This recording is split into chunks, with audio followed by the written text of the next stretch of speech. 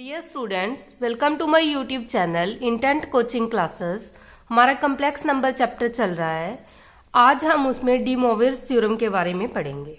तो De Moivre's theorem है वो ट्रू है फॉर ऑल रियल नंबर। हम किसी भी रियल नंबर्स पे डी मोवियर्स थ्योरम को प्रूव कर सकते हैं। ठीक है, हमारी इसकी स्टेटमेंट है if n belongs to integer then cos theta plus iota sine theta raise to power n is equal to cos n theta plus iota sine n theta. ठीक है, n की वैल्यू हमारे पास कुछ भी हो सकती है, कोई भी होल नंबर हो सकती है, नेचुरल नंबर हो सकती है, प्राइम नंबर हो सकती है। ठीक है, एनी इंटीजर हो सकती है। हमें पता है कि यहाँ कोई भी वैल्यू आएगी, suppose cos theta plus iota sine theta, अगर इसकी पावर हमने 2 लिख लिया तो हम इसको इस तरह लिख सकते हैं cos 2 theta plus iota sine 2 theta. ठीक है, मतलब ये जो पावर है अगर वो हमारी पावर इंटीजर में है तो हम इसको आगे मल्टीप्लाई कर लेंगे। ठीक है, तो ये बात याद रखना कि इसमें हमारा जो cos theta plus iota sine theta इसी तरह की फॉर्म होनी चाहिए और इसमें माइनस का साइन भी हो सकता है। ठीक है, अगर साइन आगे है और कॉस पीछे है, ठीक है, मतलब हमारे पास लिखा होता है कि sine plus iota cos theta, तो डी मोवियर्स थ्योरम वहां अप्लाई नहीं होगी। तो ये फॉर्म ध्यान से रखना है याद कि अगर cos theta plus iota sine theta की पावर n है तभी हम इस n को आगे लेके मल्टीप्लाई कर सकते हैं। ठीक है, अगर हमारे पास cos theta plus iota sine theta, ठीक है, इसकी पावर है 1/n, मतलब जो cos theta plus iota sine theta की पावर है वो इंटीजर ना होकर 1/n की फॉर्म में है। ठीक है, फ्रैक्शनल पावर है। तो हम इसको इस तरह लिखेंगे, ये रिजल्ट इज इक्वल टू होता है cos theta plus 2r pi upon ये वाली n आ जाएगी। ठीक है, plus iota sine theta plus 2r pi upon n। ठीक है, यहाँ जो n की वैल्यू है वह कोई भी रूट हो सकता है, जैसे कि हमारे पास आ जाएगा √3, √5। ठीक है, हम इसको इस तरह लिख सकते हैं ना, जो हमारे पास जो भी टर्म है उसकी पावर 1/3 और इसको √5 को 1/5। सिमिलर जब हमारे पास इस तरह के सम होंगे तो हमने उसमें 2r पाई को ऐड कर देना है और जो ये हमारा n की वैल्यू है, जैसे कि यहाँ 3 है यहाँ 5 है, इसके साथ डिवाइड कर देना है, तभी ये वैल्यू इसके इक्वल आएगी। ठीक है, इसमें जो हमारी r है उसकी वैल्यू क्या आएगी, देखो जो r की वैल्यू है वो हमारी 0 से स्टार्ट होगी, 0, 1, 2 एंड सो ऑन। कहाँ तक जाएगी, यहाँ हमारी ये n की वैल्यू है उससे एक कम तक जाएगी, तो r की वैल्यू आ जाएगी n-1। ठीक है, r की जगह आप कुछ भी वैल्यू लिख सकते हो, p के जो भी नंबर है उसको डिनोट कर सकते हो। ठीक है, उसकी वैल्यू हमारे पास 0 से लेके n-1 तक जाएगी। जैसे कि हमारे पास cos theta plus iota sine theta, इसकी पावर है हमारे पास 1/3। ठीक है, तो हम इसको इस तरह लिख सकते हैं cos theta plus 2r pi upon में ये 3। ठीक है, plus iota sine theta plus 2r pi upon 3। ठीक है, अब हम इसमें r की वैल्यू पुट करी जाएंगे 0, 1, 2, ठीक है, 2 तक, क्योंकि हमें पता है कि यहाँ जो हमारी n की वैल्यू है वो 3 है, 3 से तो एक कम आएगी, तो ये 0, 1, 2 ये 3 वैल्यूज हम इसमें फिल करेंगे। ठीक है, तो ये हमारे पास आ जाएगा, देखो अगर r की जगह 0 फिल करेंगे तो ये हमारे पास आ जाएगा cos थीटा/3 प्लस आइटा साइन थीटा/3। ठीक है, सिमिलर अगर हम यहाँ r की वैल्यू 1 फिल करेंगे तो ये आ जाएगा cos थीटा प्लस 2π/3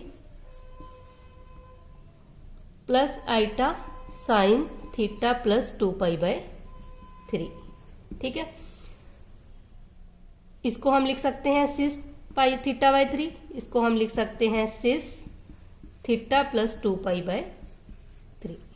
ठीक है, सिमिलर अगर हमने इसका नेक्स्ट रूट फाइंड आउट करना है तो वो हमारे पास आ जाएगा cos, अब 2 फिल करेंगे, theta plus 4π/3 plus iota sine theta plus 4π/3। ठीक है, तो इसको हम लिखेंगे सिस थीटा प्लस 4π/3। इस तरह हम n की ये वैल्यू प्रूव कर सकते हैं। इसमें ये भी कोई जरूरी नहीं कि हमारी पावर 1/n इसी तरह की होगी, अगर हमारे पास कोई भी रैशनल नंबर इंडेक्स आता है, मतलब हमारे पास cos theta plus iota sine theta, जो इसकी पावर है वो रैशनल नंबर में आती है p अपॉन q में, ठीक है।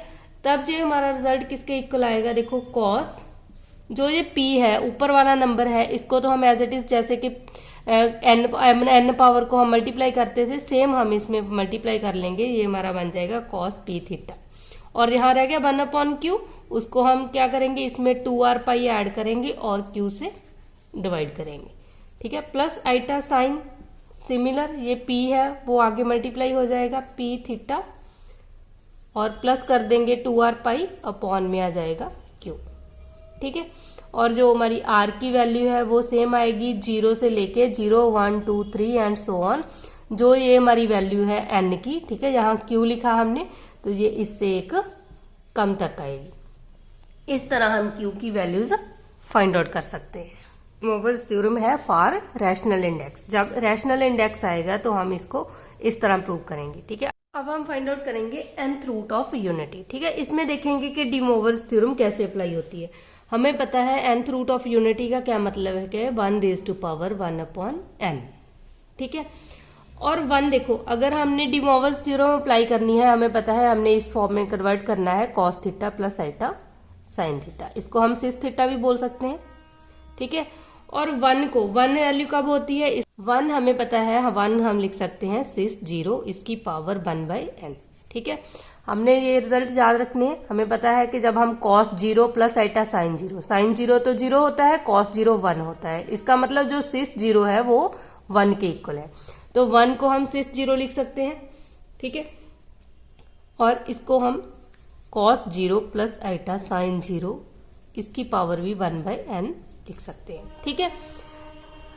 अब हमारा नेक्स्ट स्टेप क्या होता है कि जो हमारी ये पावर है, हमने क्या करना है, फर्स्ट जो हमारे पास जो एंगल है उसमें हमने 2r पाई ऐड कर लेना है, ठीक है। और जो ये डिवाइड हो रही है n, इससे हमने डिवाइड कर देना है, तो ये हमारे पास आ जाएगा सिस 2r पाई अपॉन n, ठीक है। और हमें पता है कि जो हमारी r है उसकी वैल्यू क्या क्या आएगी, 0 से स्टार्ट होगी, 0 1 2 3 एंड सो ऑन, कहाँ तक चलेगी, जहां तक हमारा ये n है उससे एक कम तक, n-1 तक, ठीक है। अब हम इसकी वैल्यू फिल करेंगे, तो चाहे तो हम इसको इसमें कन्वर्ट कर लो, नहीं तो एज इट इज सिस की फॉर्म में रखना है, ठीक है। अब हम देखो इसमें सिस, यहाँ हमें पता है कि r की जगह पे 0 फिल करेंगे तो जो पूरा फंक्शन ही 0 हो जाएगा, ये हो जाएगा सिस 0। सिस 0 की वैल्यू हमारे पास होती है 1, तो हमारा फर्स्ट आ गई n की वैल्यू, ठीक है। अब हमने फाइंड आउट कर लेना है सिस, जब r की जगह पे 1 फिल करना है, ये आ जाएगा सिस 2 पाई अपॉन n। और जो सेकंड टर्म है, अब r की जगह पे हमने 2 फिल करना है, तो ये हमारे पास आ जाएगा सिस 4 पाई अपॉन n। सिमिलर हमने लास्ट जो टर्म है वो हमारे पास आ जाएगी सिस 2n-1 पाई अपॉन n, ठीक है। ये इसी तरह चलता रहेगा। अब हम इसकी अगर हम nth रूट ऑफ यूनिटी देखें तो हमारे पास एक तो 1 आ गया, एक वैल्यू आ गई सिस 2 पाई बाई n, ठीक है। और इसको हम लिख सकते हैं सिस 2 पाई अपॉन n का स्क्वायर। हमें पता है कि जो ये पावर है अगर वो इंटीजर में है तो ये पावर आगे आके इसमें मल्टीप्लाई हो जाएगी, तो ये सेम इस तरह बन जाएगा 4 पाई अपॉन n, ठीक है। और नेक्स्ट हमारा एंड सो ऑन, लास्ट जो हमारा रूट है वो आ जाएगा सिस, इसको भी हम 2 पाई अपॉन n, इसकी पावर n-1 इस तरह लिख सकते हैं, ठीक है। इस तरह डी मोवर्स थ्योरम यूज करके हम किसी भी फंक्शन की वैल्यू फाइंड आउट कर सकते हैं। हम इसके रिलेटेड एक और एग्जांपल करते हैं, जैसे कि हमारे पास है -1 रेज़ टू पावर 1/4, ठीक है। अब हमें ये बात पता होनी चाहिए कि अगर हमारे पास हमने -1 रेज़ टू पावर 1/4 फिल करनी है तो हमने ये इसको इस तरह लिख सकते हैं। हमें पता है कि जो सिस पाई है, मतलब cos pi plus iota sine pi, इसको लिख सकते हैं। cos पाई की वैल्यू -1 होती है और साइन पाई की वैल्यू 0, इसका मतलब जो हमारा सिस पाई है वो -1 के इक्वल है, तो यहाँ हम इसको सिस पाई इसकी पावर 1/4 लिख सकते हैं, ठीक है। फर्स्ट हमने पीरियड ऐड करना है, तो वो हमारे पास आ जाएगा सिस पाई प्लस 2r पाई। ठीक है, और जो ये पावर है इससे हमने डिवाइड कर देना है, ये हमारे यहाँ आ जाएगा 1/4। ठीक है, तो अगर आपने इसको कॉस थीटा और प्लस साइन थीटा में कन्वर्ट करना है तो उसमें भी कर सकते हो, लेकिन अगर हम सिस की फॉर्म में रखेंगे तो ये सॉल्व करना थोड़ा इजी हो जाएगा। अब हमें पता है कि ये वाली फॉर्म बन गई, यहाँ हम इसको इस तरह भी लिख सकते हैं 1 + 2r/4 पाई। पाई को कॉमन लिख सकते हैं। ठीक है, बोथ साइड पाई आया। अब हमारे पास जो r की वैल्यू है वो आ जाएगी 0, 1, 2 और 3। हमें पता है कि जो हमारे पास ये पावर है उससे हमने एक कम वैल्यू लेनी है। अब हमने इसमें r की वैल्यू फिल कर देनी है, तो फर्स्ट हमारा जो रूट आ जाएगा वो आ जाएगा सिस, r की जगह पे यहाँ 0 आ जाएगा तो ये हमारे पास आ जाएगा सिस π/4। ठीक है, और सेकंड हमने r की जगह पे 1 फिल करना है, तो ये हमारे पास आ जाएगा सिस, यहाँ 1 फिल करेंगे तो ये आ जाएगा 2 + 1 3 π/4।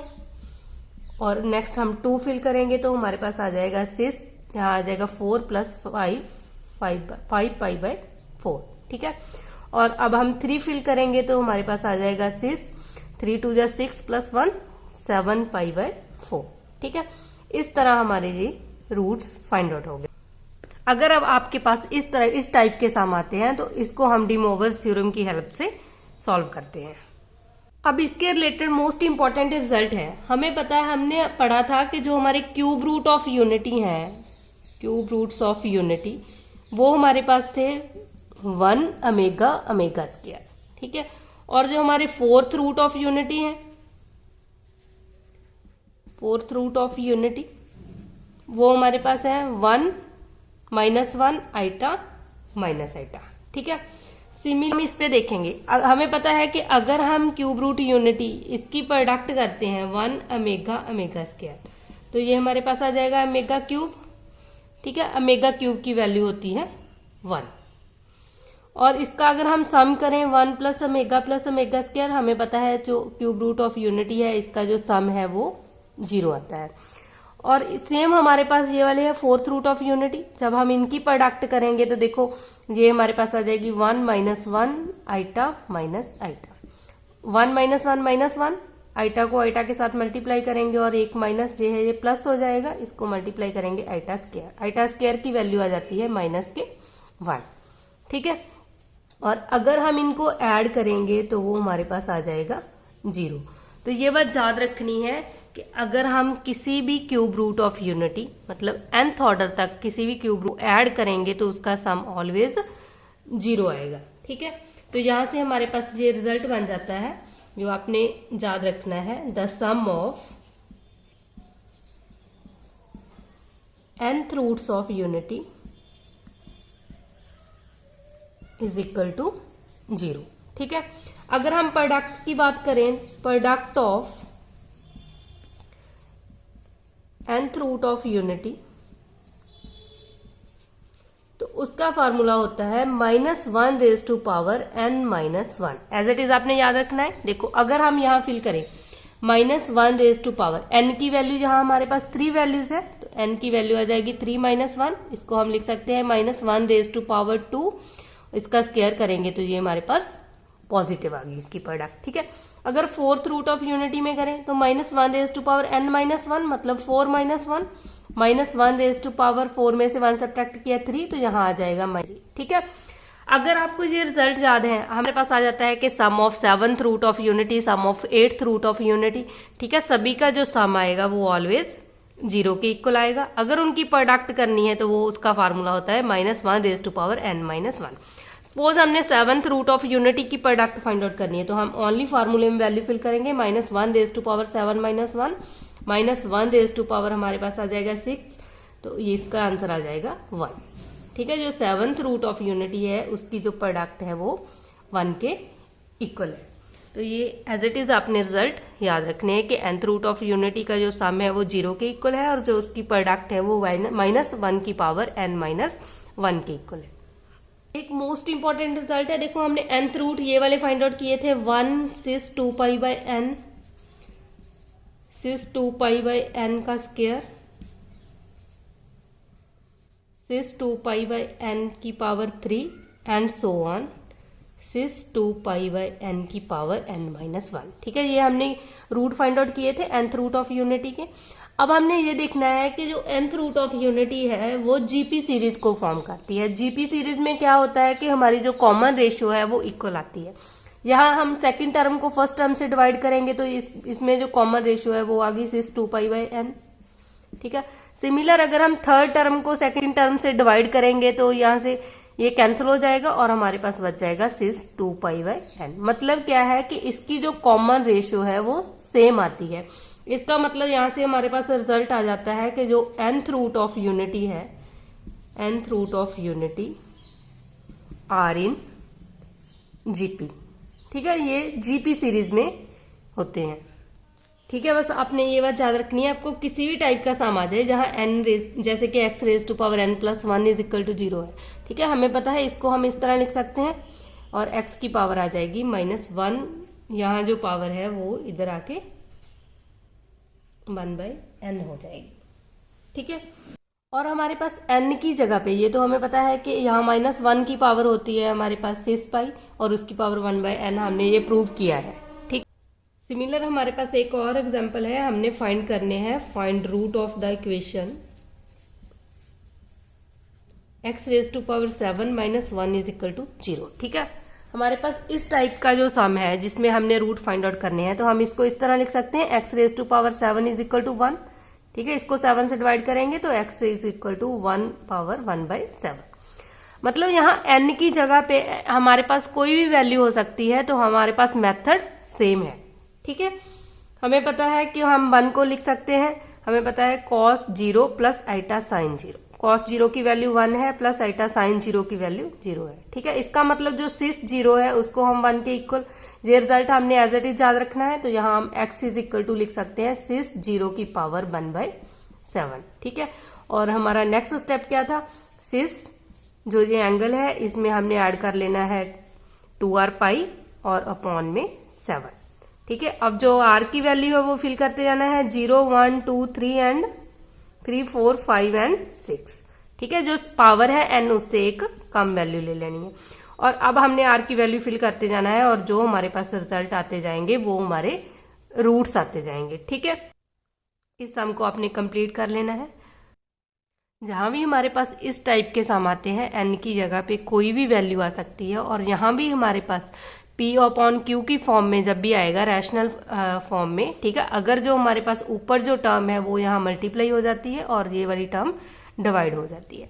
ठीक है, इस टाइप के सम हम डी मोवर्स थ्योरम की हेल्प से सॉल्व करते हैं। Student master cadre, lecturer cadre, KVS, NVS, ठीक है, किसी भी टाइप के टेस्ट की तैयारी कर रहे हैं उनके लिए ये मेरी वीडियोस हेल्पफुल रहेगी। आज के लिए हम इतना ही करेंगे। अगर आपको मेरी वीडियो पसंद आई है तो लाइक करना और अपने फ्रेंड्स के साथ शेयर भी करना। अगर आप मेरे चैनल पे नए आए हो तो चैनल को सब्सक्राइब करना मत भूलना।